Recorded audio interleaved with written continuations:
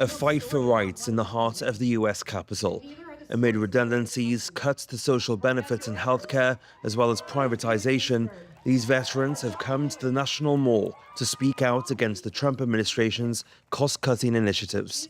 We are here to say no to the privatization and weakening of VA services. In uniform, we united for a common goal. We united to raise to the challenges in front of us.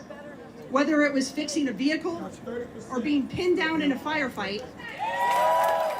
Kyle-Ann Hunter was a helicopter pilot who served in Afghanistan and Iraq. She is now one of the leading voices among American veterans.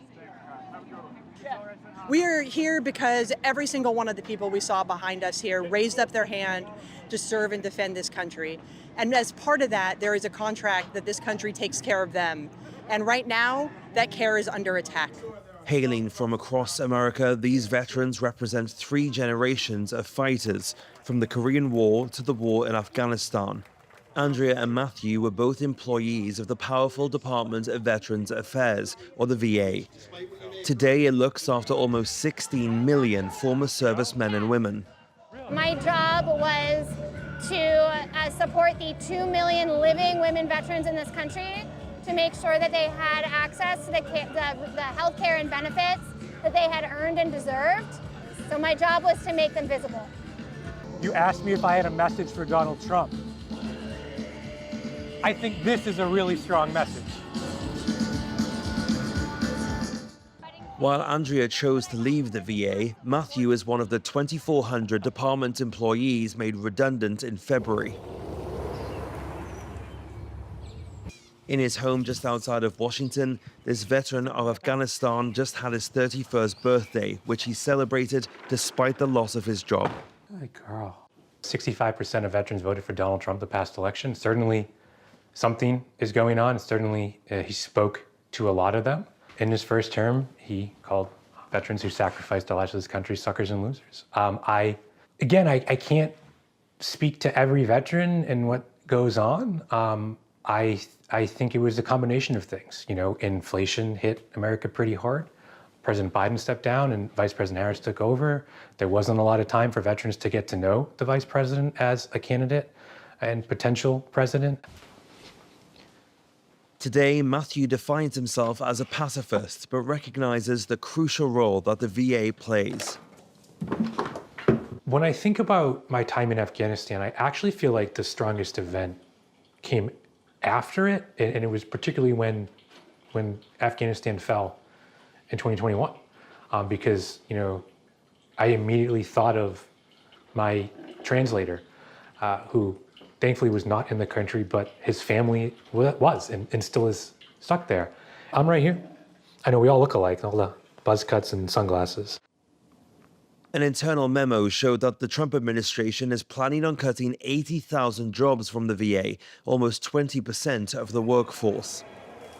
In this country, which celebrates its veterans more than any other, the military has also helped secure major social victories, particularly in terms of equal rights. So says Andrea, who we meet at the Women's Memorial in Arlington National Cemetery. So I think the history begins here. Hundreds of women who served in the US Civil War on both sides, disguised as men, as combat soldiers. One of them is here. This is Albert DJ Cashier, who continued to live as a man after the war. And the transgender military community claims Cashier as one of the early examples of a transgender service member. Trans soldiers have become one of Donald Trump's targets. A quarter of the 4,200 or so who were in the armed forces in January have already been pushed out. Andrea often comes to pay her respects here, in this cemetery which commemorates the role played by all minorities. I feel at the same time the weight of friends I've served with who are no longer with us. And then I also feel the pull of history. I don't know this woman, but she served as a yeoman in World War I. I was able to serve almost 100 years later as a commissioned officer in the Navy. People like Donald Trump do not understand why people do something for a reason other than profit. So if he can't understand that, how can he understand keeping a promise to our nation's veterans who have served? Veterans in rural areas who won't have access to community care. Veterans like me who, I have health conditions that are very common in women veterans my age, but are almost non-existent in women my age who are not veterans. So going into the community and not being seen by VA will mean people like me will die. For Andrea and millions of her fellow veterans, it's yet another battle, a battle to fight for those who protected the nation.